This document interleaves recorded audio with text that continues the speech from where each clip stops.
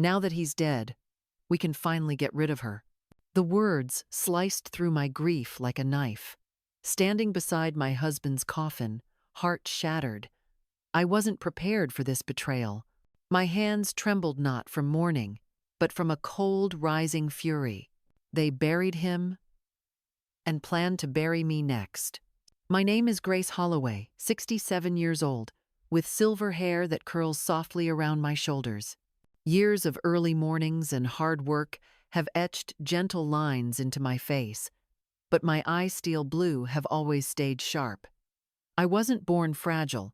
For 38 years, I ran a small neighborhood bakery with my late husband, Arthur. We built it from nothing, waking before dawn to knead dough, serving warm bread and coffee to generations of locals. After Arthur's heart problems, we sold the bakery and moved into my son Leo's spacious suburban house. Leo was my only child, my pride. His wife Angela, well, we tolerated each other, for his sake. I traded my independence for family, believing I would grow old surrounded by love. But in those walls, I became the old woman in the way, someone to be managed, controlled, silenced. I used to be Grace Holloway, business owner, mother, friend. Here I was just the mother-in-law. Looking back, I wonder when exactly I started becoming invisible. It wasn't always like this. When Arthur and I were younger, I was known in our community. People smiled when they saw me. Customers waited eagerly for my cinnamon rolls. Neighbors knocked on my door for advice. I was Grace Holloway, someone people knew by name. But life has a cruel way of shrinking you without you even noticing. When Arthur's health declined, I made a choice me first mistake. We sold the bakery, the little life we had built, and moved in with Leo and Angela. I told myself it was temporary, just until Arthur got better, just until we figured things out. I convinced myself it was for family, for love. The truth? It was the beginning of my quiet erasure. Angela greeted us with polite smiles, but it didn't take long before the cracks showed. The little things happened first. A sigh too loud when I walked into a room, an eye roll when I asked a question, a patronizing smile when I spoke about the old days. I chalked it up to stress, to misunderstandings. I excused it, again and again, but excuses wore thin. Arthur passed his days mostly in bed, and I did everything I could to be useful in their home. I cleaned, I cooked how I cooked.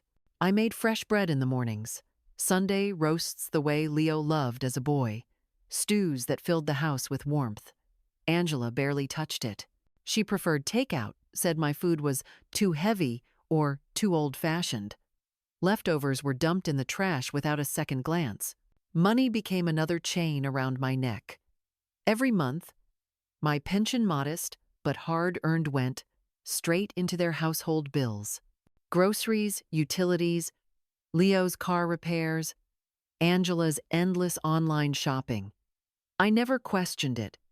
A mother gives, a wife gives, a grandmother gives. That's what I thought. Giving was love. Until the giving was expected, then demanded, and then mocked. I still remember the day Angela hosted her friends for brunch. I spent the morning polishing the silverware, arranging flowers, making quiche. When I served it to them, one of her friends asked, "Oh, did you hire help?" Angela smirked, sipping her mimosa. That's just Grace. She likes to feel useful.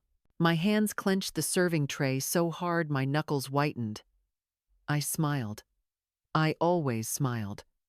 What else could I do? Birthdays came and went. Christmases, Thanksgivings. I was the ghost who set the table, who baked the pies, who handed out the gifts I had bought with my pension. I noticed how my name started to disappear from family events, invitations addressed to Leo and Angela, photos taken without me. I became a blurred background in my own family album. I began counting the number of times Leo spoke to Minot politely, not in passing but spoke to me like a son should. The number was embarrassingly small. My Leo my baby boy, turned into a stranger living under the same roof. Every conversation was brief, every word loaded with a tension I could never quite understand. One summer, I thought perhaps I had imagined it all, that maybe it was my grief speaking, or old age turning me bitter. I tried harder. I offered to help redecorate the guest room, suggested family dinners, even tried to babysit their children more. Angela's response? She turned the guest room into her private yoga studio and hired a teenage babysitter from the neighborhood. "The kids get bored with you, Grace," she said with a fake smile. "You don't really understand their needs anymore." Those words stung more than I let on. I realized then I wasn't just unwelcome, I was irrelevant. One night, I overheard a conversation I'll never forget. Angela laughing on the phone with one of her friends. "I swear, I feel like I'm running a retirement home. She just lingers around, acting like some tragic widow. Can't wait for Arthur to pass on. Maybe then she'll get the hint and move out." My throat closed up. I stood by the staircase, gripping the banister, eyes burning with humiliation and betrayal. It wasn't just passive aggressiveness anymore. It was contempt, open and festering. And Leo? He never defended me, never stepped in. I was a convenience, a wallet, an old woman who folded his laundry and kept the house neat while he scrolled through his phone and forgot the woman who raised him. I'd walk past their expensive living room with its shiny marble floors, modern art pieces Angela adored, and feel like a relic from a forgotten age. They took everything, my savings, my energy, my time, and called it help. They drained me dry and called it family. And I let them. That was the bitterest part of it all. I let them, because somewhere deep inside me, I still thought this is what mothers do. But standing there, at Arthur's funeral, hearing Angela's words dripping with triumph, something inside me shifted. The woman they thought they had broken wasn't broken at all. She had been asleep. And now, she was awake. The first evening after the funeral felt colder than any winter I'd ever known. The sun had set early, casting long gray shadows across the house that had once been filled with Arthur's voice, his laughter, and the familiar shuffle of his slippers. Now it stood silent, sterile walls, polished counters, and the faint smell of Angela's vanilla candles that always gave me a headache. I sat alone at the edge of the dining table, a spot I had rarely taken. Usually, I was in the kitchen, preparing meals, or at the far end, where Angela thought it was less intrusive for me to sit. Tonight, they allowed me a seat in the middle, like a token of acknowledgement after Arthur's passing. The irony wasn't lost on me. Leo was nowhere to be seen, retreated to his office upstairs, glued to his laptop, avoiding uncomfortable emotions as he always did. The children had been sent to sleep early, their usual bedtime stories replaced by the glow of their tablets. Angela sat across from me, sipping red wine, swirling it around her glass with a practiced grace that made my stomach churn. Outside, the wind pressed against the windows, making the tree branches sway like skeletal fingers. The house creaked in places it hadn't before, as though it, too, felt the absence of Arthur. Angela's nails tapped rhythmically against the glass stem, her eyes sharp, calculating. The room was warm, but I felt the chill before she even spoke. "Grace," she began, her tone laced with feigned softness, the same one she used when scolding the kids in front of strangers. "I've been thinking, now that Arthur's gone, we should talk about next steps." I didn't respond. My heart pressed against my ribs, slow and heavy. I knew where this was going, but I let her continue, the same way a storm cloud rolls in and you stand beneath it, letting the rain fall because running seems pointless. Angela leaned forward, her manicured fingers resting lightly on the gleaming oak table. Her diamond ring caught the light, a gift from Leo, paid partially with the money I had given for their mortgage. "Look, we've all been through a lot," she said, voice syrupy but hollow. "You've done More than enough, really. And Leo and I, we need to start thinking about the future of this household. That word, household, slapped me in the face. I had lived here for years, cared for her children, paid for their bills, given up my independence, and now I was reduced to an inconvenient element in their plans. I glanced around the dining room. The walls were adorned with minimalist paintings Angela had picked cold, abstract streaks of gray and black. Family pictures were sparse, but even those that remained were carefully curated Leo's promotion ceremony, their vacation in Cancun, the children's school recitals. Arthur and I featured as blurry background figures or were absent altogether. Angela continued, her voice taking on the faux kind tone of someone trying to sell you something. I know this house. It probably holds a lot of memories for you, she said, tilting her head just enough to pretend sympathy. But it's not really suitable anymore, is it? All these stairs? The noise? It's a young family's house. Her smile didn't reach her eyes. I thought, maybe it's time you considered moving in with your sister. Irene, right? She's got that cute little place in the countryside. Nice and quiet, no stress. You'd be with people your own age. More peaceful. My chest tightened. My breathing slowed. And for a moment I forgot where I was, as though my body detached from the room. I saw Angela's lips moving, forming carefully rehearsed sentences, but the words came through muffled, like I was submerged underwater. The room seemed to shrink around me.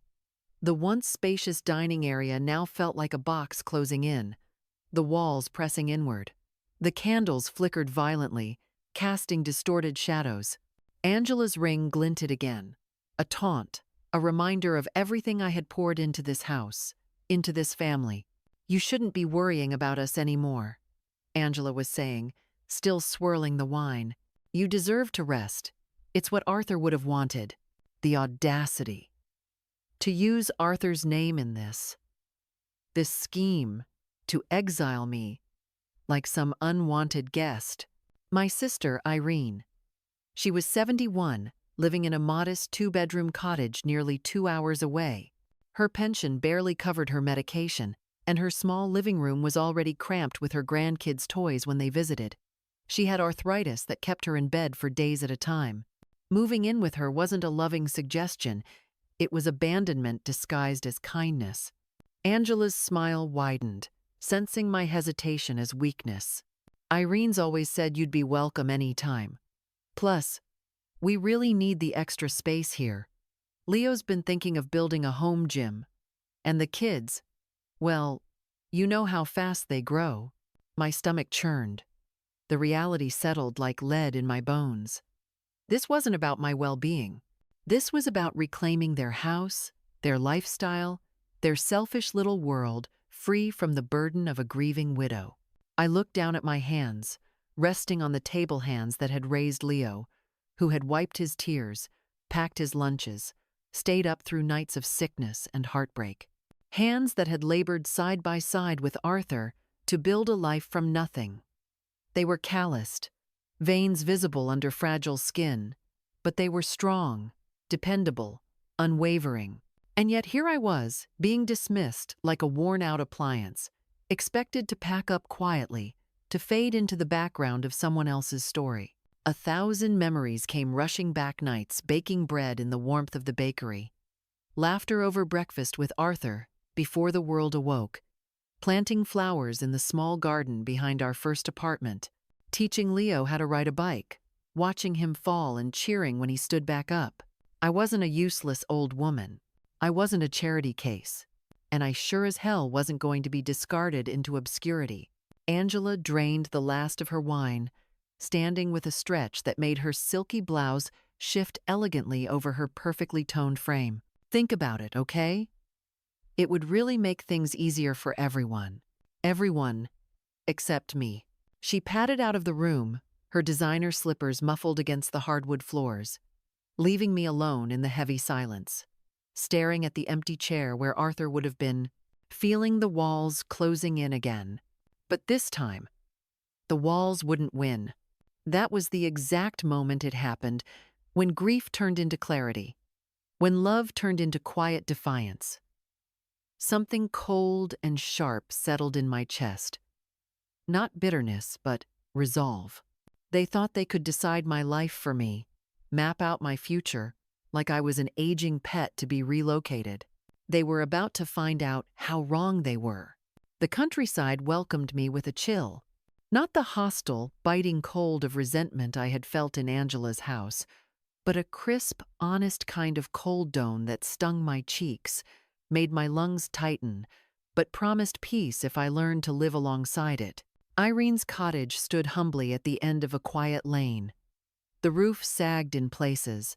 The walls were patched with fresh paint, trying to cover years of weathering, and the tiny porch leaned slightly to one side.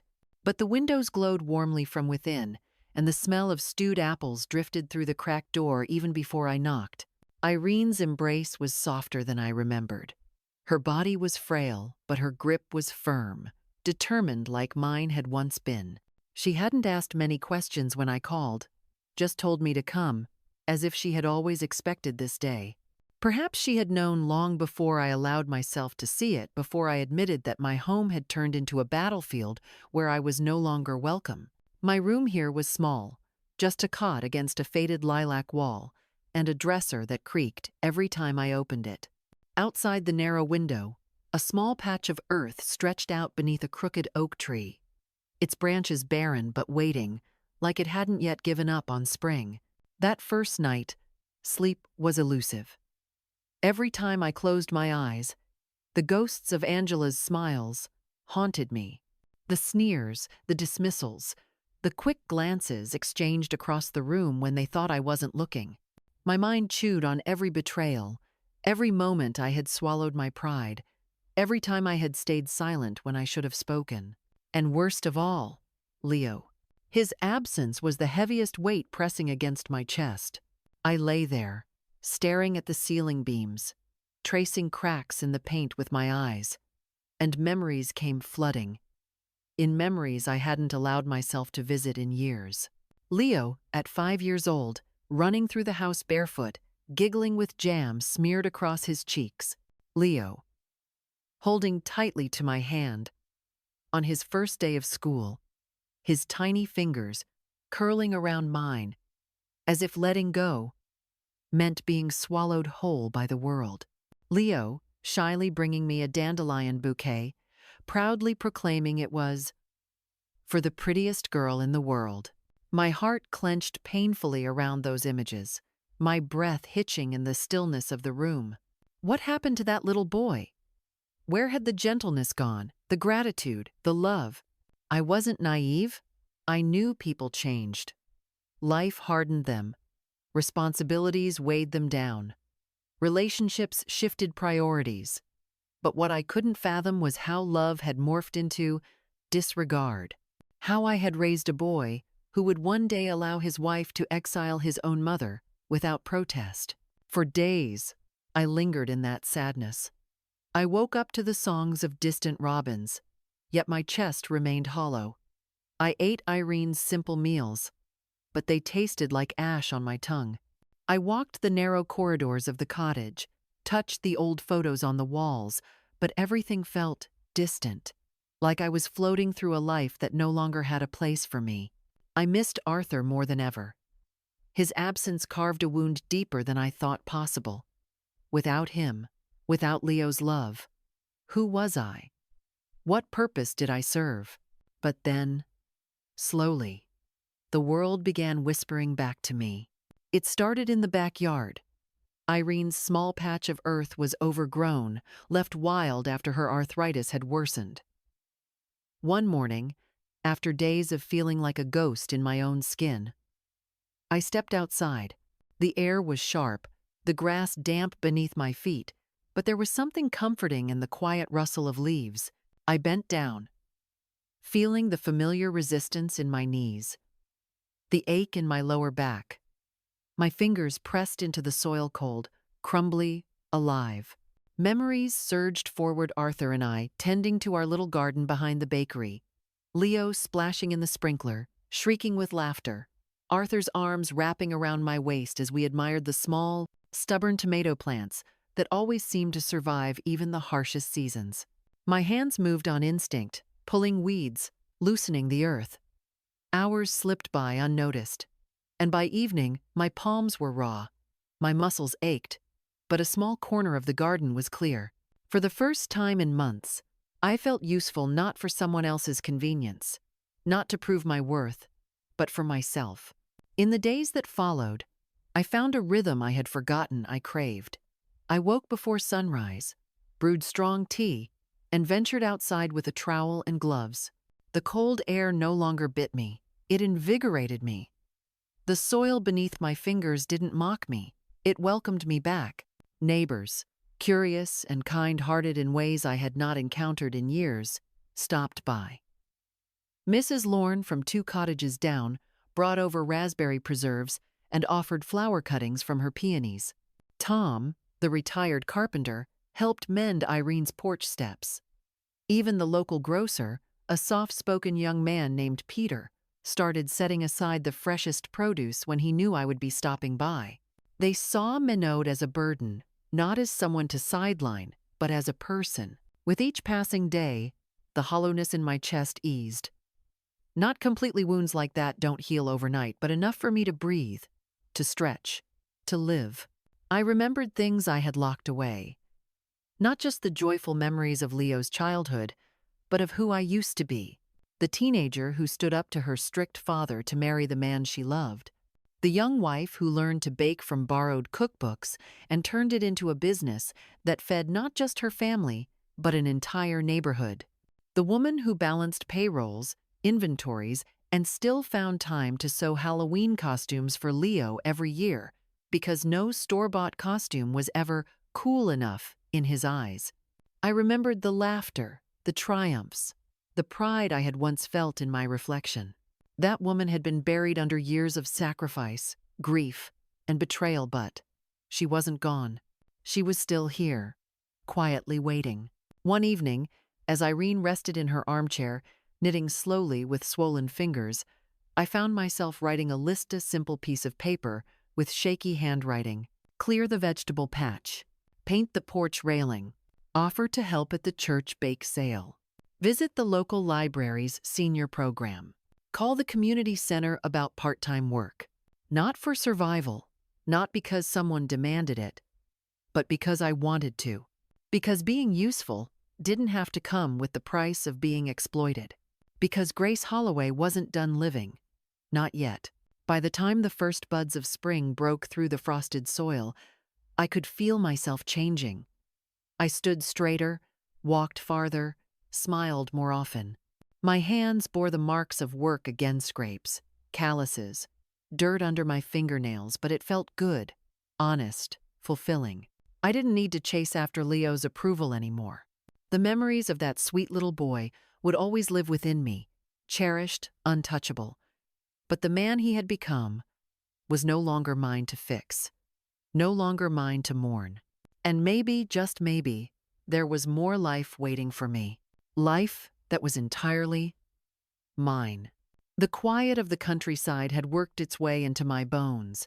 For weeks, I had allowed myself the grace of simplicity, hands in the soil, air in my lungs, days shaped by the rising and setting sun.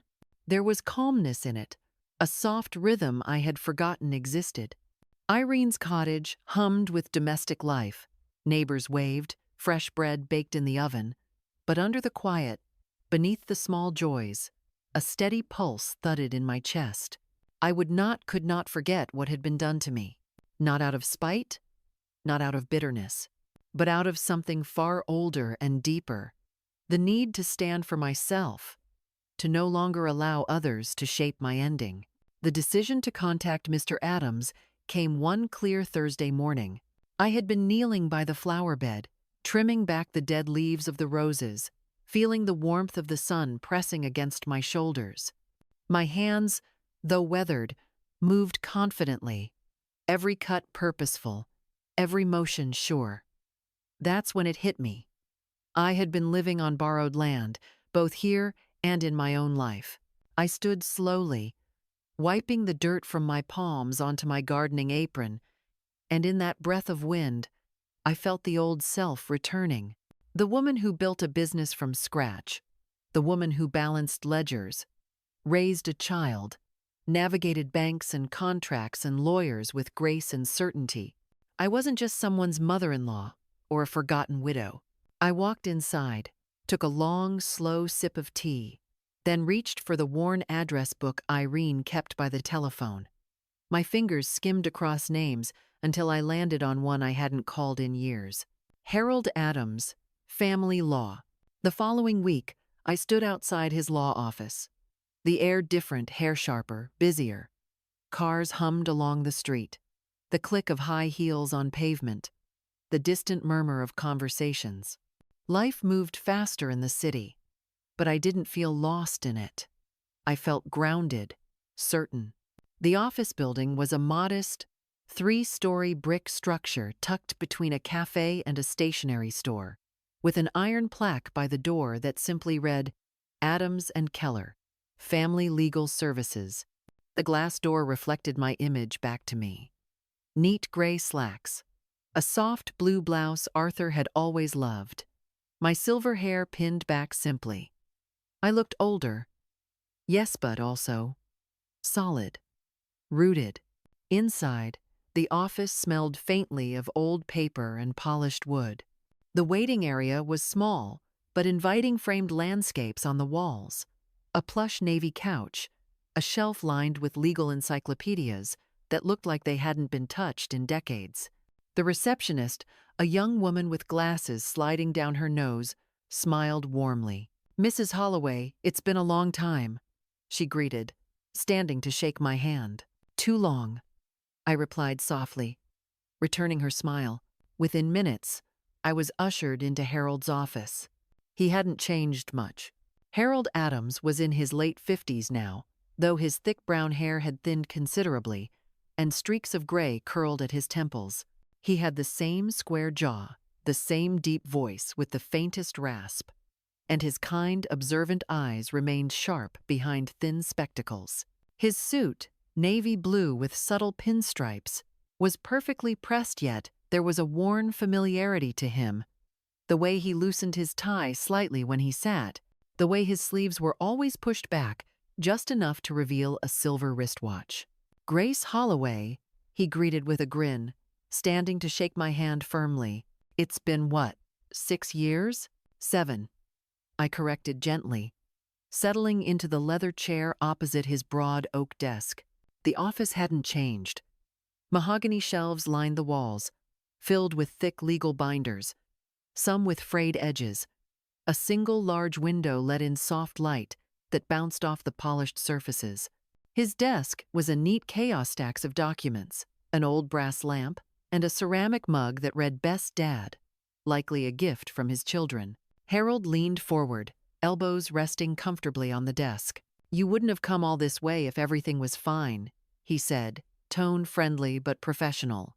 I smiled, small but sure. "I need to revisit Arthur's will, and everything attached to it." Without wasting a second, Harold pulled out a slim folder from the locked cabinet behind him, labeled in crisp black ink, "Holloway Estate." He flipped through the pages, his fingers moving efficiently over documents I had forgotten existed. "You and Arthur updated everything after, what was it? That New Year's Eve?" I nodded once, the memory sharp. Angela's cruel jokes over champagne, Leo's hollow laughter, Arthur's face set in quiet, devastating disappointment. "Arthur wanted to ensure you wouldn't be left vulnerable," Harold continued, tapping the edge of the folder. He laid out the documents one by one across the desk, explaining each section with precision. "The house deed entirely in my name, transferred after Arthur's second surgery. The joint investment accounts, Arthur had removed Leo's access after noticing inconsistencies in previous withdrawals. The personal savings account accumulated over decades, the one Arthur called the Dignity Fund, to be released solely under my instruction." Harold's finger rested on a smaller envelope. "This," he said, tapping it lightly, "is a personal letter Arthur left for you. It was meant to be given after his passing, but under the assumption you might need time before wanting to read it. My throat tightened unexpectedly. I stared at the envelope, the familiar handwriting curling across the front. For Grace, when the time comes. Harold continued softly. Everything Arthur arranged ensures your independence financially and legally. You own the property. You own the liquid assets. You control distribution. I leaned back in the chair, exhaling slowly. The weight of years, of being sidelined and ignored, began to lift, inch by inch. Harold watched me quietly, then asked gently, "Do you want me to prepare the formal notices, Grace?" I ran my fingers across the grain of the desk, feeling the grooves in the wood, the stability beneath my fingertips. The office around me felt safe, a nest a far cry from the house I had left behind, where every word was a weapon, every glance a dismissal. "Not yet," I replied, voice calm but certain. "I just needed to remember who I am, and what I have." Outside, the city air felt crisper. The noise didn't drown, mate energized me. Cars rushed by, children laughed in the park across the street, and I walked with purpose. I wasn't ready to strike yet, but I would be. Soon. And when I did, it wouldn't be in anger. It would be in quiet, calculated reclamation of the life I had sacrificed too much to build. The bus ride back to Irene's cottage felt longer than it should have. The roads twisted around gentle hills, fields rolled by in patches of green and gold, and the occasional cottage blinked past the window. But inside me, there was no peace, only a quiet storm, simmering just beneath the surface. I sat by the window, one hand pressed to the glass, the other clutching my handbag where Arthur's letter rested, unopened. My reflection in the glass wavered with each bump in the road. A woman with silver hair, a lined face, a quiet posture. A woman who had been pushed aside, forgotten, reduced. Yet beneath those tired eyes, I could feel something pulsing back to life. Harold's words echoed in my mind, the clear legality, the irrefutable facts, the quiet power I had been blind to all these years. I had lived thinking I was powerless, allowing their dismissive glances and harsh words to chip away at me like erosion on stone. But I wasn't sand to be swept away. I had foundation beneath my skin, built over decades of sacrifice, labor, and love. Still, despite the newfound certainty, something gnawed at me. Leo. His name curled in my mind like a ghost. I closed my eyes and, without permission, memories resurfaced. Leo, clinging to my apron strings at 3 years old, sobbing because I had to leave for the bakery's morning shift. Leo, proudly showing me his first spelling test with a gold star. Leo, nervously asking me to iron his shirt for his first high school dance. Leo, on the day of his wedding, his eyes glassy with tears when I pinned his father's cufflinks onto his sleeves. I had been there for every scraped knee, every fevered brow, every broken teenage heart. And now, Leo, my son, had stood by while his wife poisoned my dignity, reducing me to an unwanted presence, a burden to be discarded like yesterday's newspaper. The ache was sharp, bone deep, a betrayal so intimate it didn't scream. It whispered, suffocating me in quiet waves. Could I truly follow through with this? Could I strip away the comfort he had grown accustomed to? Could I reclaim the house, knowing it would shatter the fragile illusion of family we had left? I turned my head, watching the countryside pass. Tiny houses, families gathering in gardens, old couples walking hand in hand. My throat tightened. A part of me wanted to retreat, to say, "I'm his mother. Maybe I should forgive. Maybe I should let it go." That's what mothers were supposed to do, wasn't it? Give, endure, forgive. But then, I thought of that house, that hollow house filled with Angela's perfume and cold smiles, the sterile kitchen where my food was mocked, the living room where my existence was a silent inconvenience, the dining table where decisions about my life were made without my voice present. And then, the memory of Arthur. His tired eyes, the disappointment when he heard Angela's sharp words. His fingers tracing my palm in the lawyer's office when we rewrote the will. His last, quiet rebellion. "You deserve peace, Grace," he had said. "You deserve her respect, even after I'm gone." That sentence anchored me. I hadn't been living in peace. I had been surviving in exile, tricked into thinking my silence was love. My chest rose, then fell, breath deepening, steadying. The guilt that had pressed against me began to crack, light slipping through. I had loved Leo every day of his life, but loving someone did not mean allowing yourself to be trampled. I whispered under my breath, testing the words. I am not responsible for the person Leo chose to become. The bus hit a small pothole, jolting me from the thought, but the conviction remained. I could love my son and still protect myself. I could carry memories of his innocence without tolerating his cowardice. I could hold love in one hand and justice in the other. By the time the bus pulled into the village, dusk had settled. The street lamps flickered on, painting the cobblestone path with pools of soft yellow light. Irene was waiting on the porch.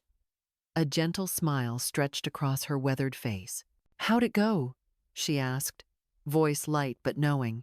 I paused at the base of the steps, feeling the full weight of the decision I had already made, heart and mind aligned for the first time in years. "It went exactly as it needed to," I replied, my voice stronger than I expected.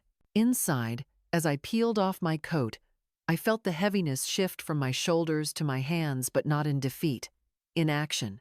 That evening, I sat by the kitchen window with a cup of chamomile tea, the legal documents spread before me, the last beams of sunlight stretching across the pages. Tomorrow I would call Mr. Adams. Tomorrow I would begin the process.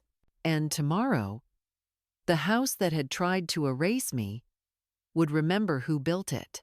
For now, I let myself sit in the quiet, not with guilt, but with peace, with clarity.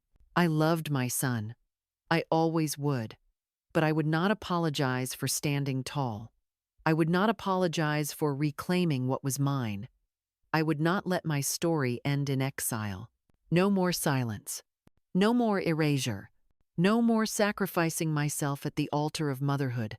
"You deserve peace, Grace," Arthur's voice echoed in my mind, and I would take it, inch by inch, day by day, until I stood whole again. By the time the decision was fully cemented in my heart, there was no hesitation left in me, only quiet resolve, sharpened by years of silence and sacrifice. It was time to return, not as a guest, but as the rightful owner of my own life. The key slid smoothly into the front door lock, the mechanism clicking open like it always had, though this time, it felt different. My heart was steady, my posture upright. I wasn't returning to this house as a dependent. I was returning as its rightful owner. The hallway smelled of lavender cleaning spray and something artificial, the cold, polished scent Angela always preferred to the smell of real food or fresh flowers. I stepped inside, my boots clicking sharply against the spotless tile floor. Angela was the first to notice me. She appeared from the kitchen, a glass of white wine in hand, wearing a crisp designer blouse. Her confident grin faltered the moment her eyes landed on the envelope in my hand, and the expression on my face, not meek, not apologetic, but resolved, composed. "Grace, you should have called," she said, attempting to recover her usual pleasant tone, though her smile sat stiff on her face. I removed my coat, slowly, deliberately. "No need, Angela. I won't be staying long, just long enough to finish some important family business." Her fingers tightened around the glass stem. Family business? Indeed. I walked toward the living room, taking the seat at the head of the long walnut table, the seat Arthur always favored. I allowed myself a brief moment to feel his presence before straightening my back. Leo entered then, phone in hand, eyes flickering between confusion and irritation. "Mom, what's going on?" Angela moved to stand beside him, a hand resting lightly on his elbow, her expression carefully neutral. I placed the thick folder on the table, the legal documents neatly arranged, and folded my hands atop them. "Sit down, both of you," I said. My voice polite but firm. "We're having a family meeting." Leo blinked. Angela's mouth opened, then closed. The air shifted, the power dynamics tilting, and they could feel it. Slowly, reluctantly, they settled into the chairs opposite me. "I won't waste your time," I began, my voice calm, unwavering. "For too long, I've allowed certain misunderstandings to remain unaddressed in this house. I've stayed quiet, endured more than I should have, out of respect, out of love, out of a desire to keep the peace." Angela shifted uncomfortably, her perfectly painted nails drumming lightly on the table. Leo adjusted in his chair, confusion creasing his brow. "However," I continued, my tone sharpening just slightly, "recent events, particularly certain comments made in this house following my husband's funeral, have made it abundantly clear that I need to remind you both of the actual structure of this household, legally and morally." Leo leaned forward slightly, voice cautious. "Mom, what are you talking about?"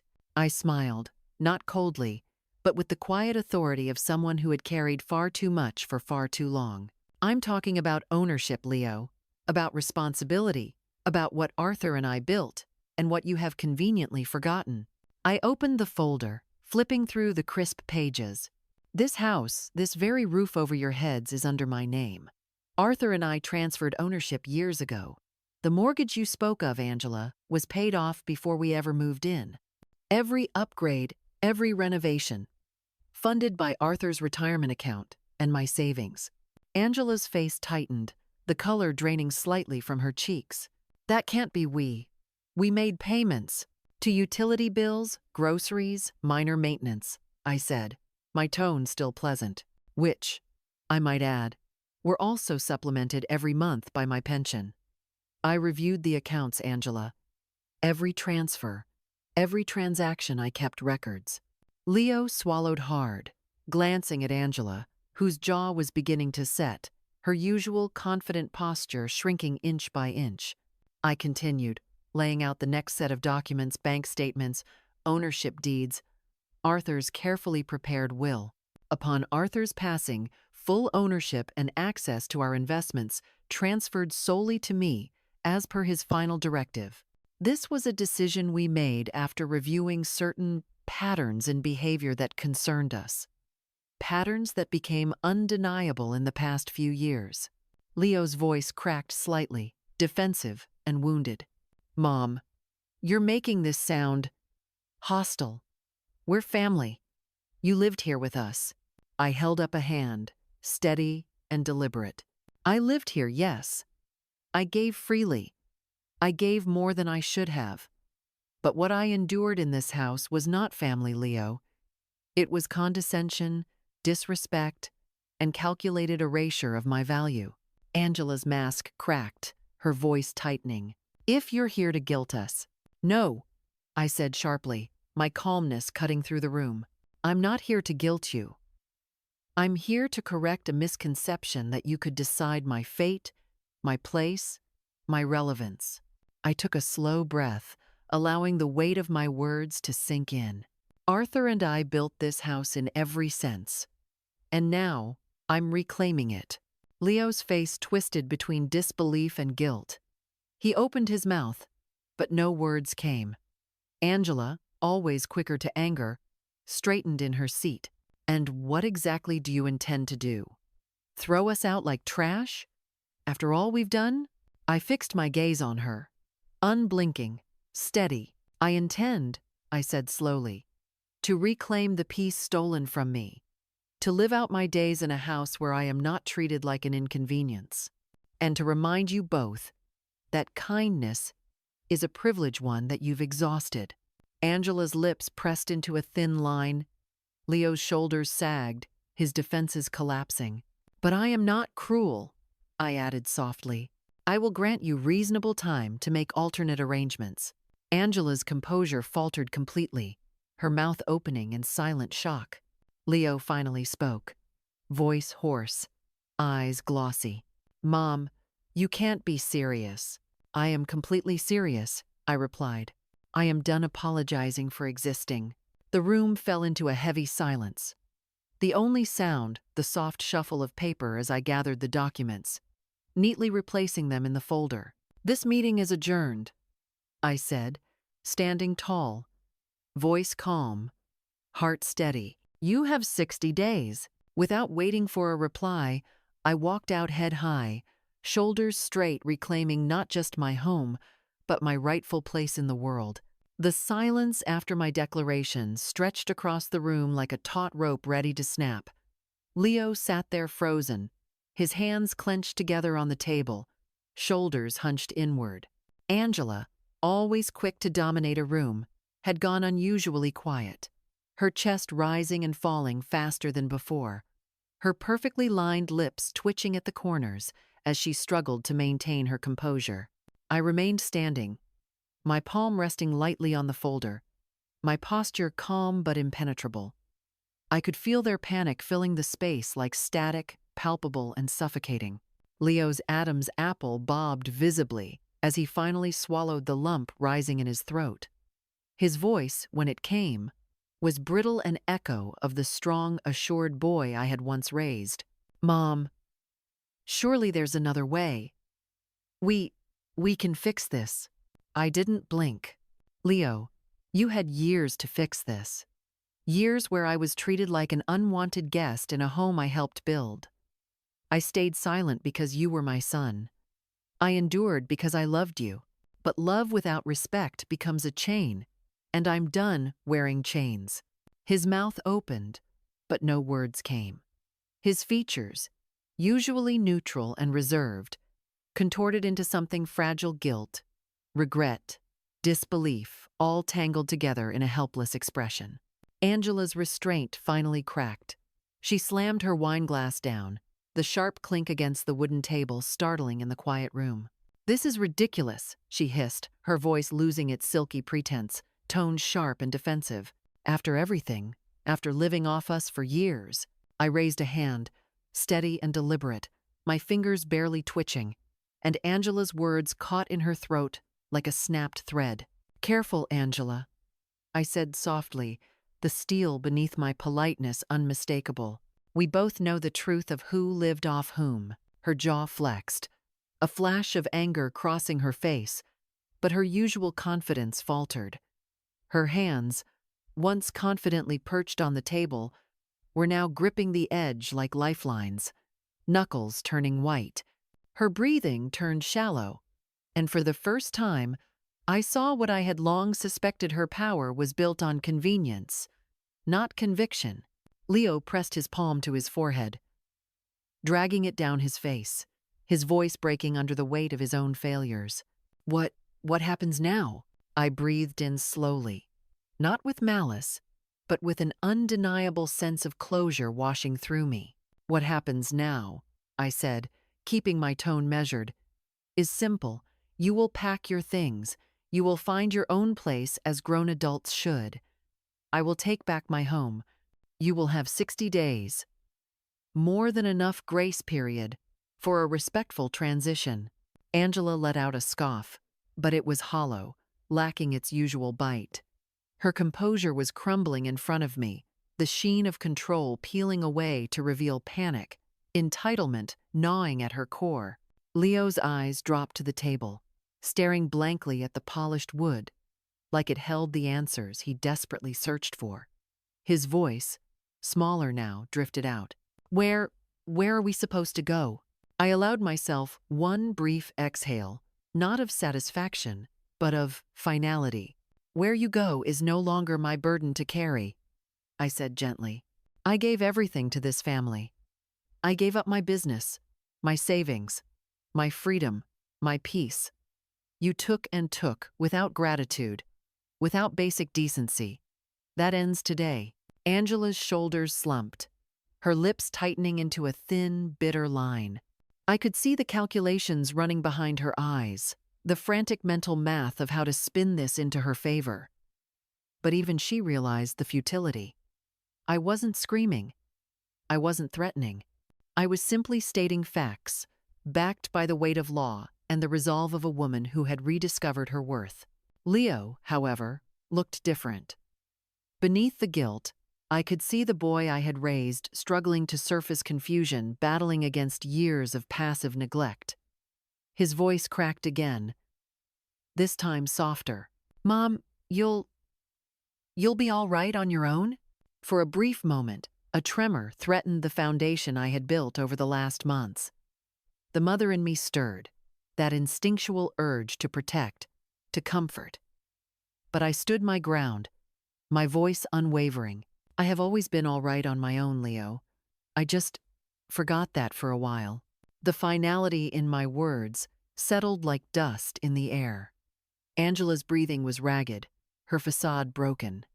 Leo's posture caved inward, years of dependence unraveling in the quiet. "You can collect your essentials today," I said evenly. "The rest can be organized before the deadline. I will have the locks changed after 60 days. The accounts adjusted within the week. No shouting, no dramatic exits. Just clear, decisive closure." I picked up the folder, tucking it back into my handbag, the leather warm beneath my fingers. As I walked toward the doorway, I turned back one final time. This house was built on sacrifice and love. It will return to that, without the weight of ungratefulness poisoning it.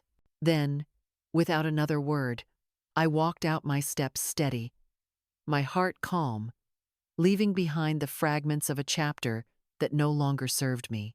The house was quieter now, but it was a different kind of quiet. Not the hollow, suffocating silence I had once endured, but a soothing stillness that wrapped around me like a soft, familiar blanket.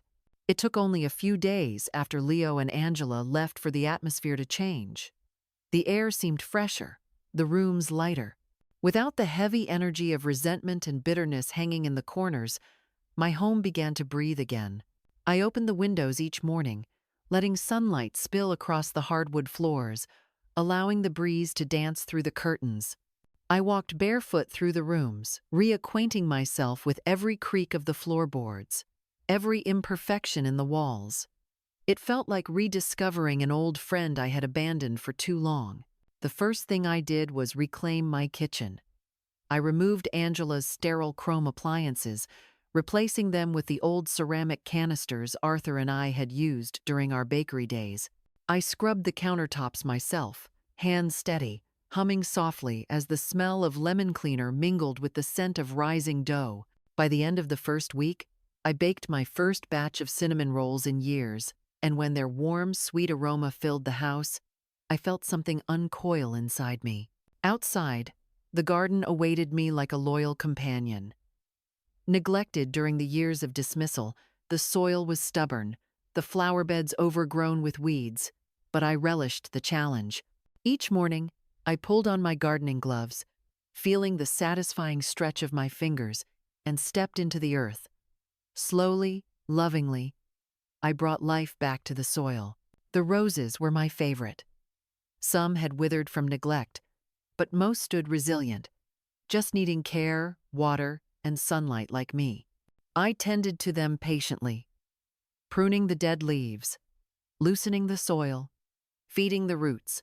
As the days turned warmer, the buds began to peek through, timid at first, then bold, bursting with color. Vibrant reds, soft pinks, creamy whites, each bloom a quiet reminder that life persisted, that beauty endured even after years of shadow. Mornings became my favorite ritual. I would rise before the sun fully cleared the horizon, brew a strong pot of tea, and settle into the old rocking chair on the front porch. The chair creaked in a familiar rhythm, back and forth, as I wrapped a soft shawl around my shoulders and sipped slowly, feeling the warmth travel through my chest. The world was gentle in those hours. Birds gathered in the oak tree near the garden, their morning songs filling the air. The wind carried the faint scent of fresh earth and blossoms, and the dew clung to the grass like pearls. Sometimes, I closed my eyes, and simply listen to the hum of nature, the distant chatter of neighbors waking up, the soft rustle of the leaves. It was in those quiet moments that I felt the deepest peace. Not the shallow calm that comes from avoidance, but the profound, bone-deep serenity of knowing I had stood up for myself, of knowing I was no longer at the mercy of others. Neighbors, curious at first, began stopping by. Mrs. Lowell from next door often waved at me while walking her little terrier. Young Peter, the postman, started leaving me small batches of fresh eggs from his family's farm. A few of the older women from the block invited me to join their weekly baking circle, which I gladly accepted. For the first time in years, I felt part of a community not as a background character, but as myself, Grace Holloway, whole and present. They sometimes asked, during quiet conversations under the porch awning, "Do you ever feel lonely, living here on your own?" I would smile, setting down my teacup gently, fingers curled around its familiar shape. "Not anymore," I always replied. Peace. Peace is the rarest luxury, and after everything, I finally bought it for myself. And I meant every word. My days were simple but rich. I baked more, trying new recipes, sharing loaves of bread with neighbors. I hosted quiet afternoons on the porch with Irene when she visited, the two of us sipping iced tea and reminiscing about the stubbornness we both carried. I read novels I had long abandoned, getting lost in stories without feeling the ache of wasted time. I walked in the garden every evening, watching the roses bloom in their quiet splendor, feeling Arthur's presence in every petal, every stem. At night, I sat by the fireplace, a book resting on my lap, listening to the comforting crackle of wood burning, the house softly settling around me. There were no voices, whispering cruel things behind closed doors, no glances filled with irritation, no fake smiles masking contempt, only quiet, gentle, healing quiet. And within that quiet, I flourished. I learned something in the final stretch of my life. Peace doesn't come from pleasing everyone. It doesn't come from sacrificing yourself endlessly, hoping someone will notice your worth. It comes from drawing boundaries, from reclaiming what is yours, from knowing when enough is enough. I wasn't just a widow, or a mother, or a grandmother. I was Grace, a woman who had been invisible for too long, but had found her way back into the light. Now, every morning, I greet the rising sun with a content heart. I sip my tea, listen to the symphony of morning birds, and tend to my roses, each petal a small victory, each bloom a quiet affirmation. And when people ask me if I'm lonely, I smile and think about all I've reclaimed. No, not anymore. I whisper to myself. Peace is the greatest luxury, and I finally bought it for myself. And I sit there, warmed by the sunlight, wrapped in the soft hush of freedom, and I feel whole.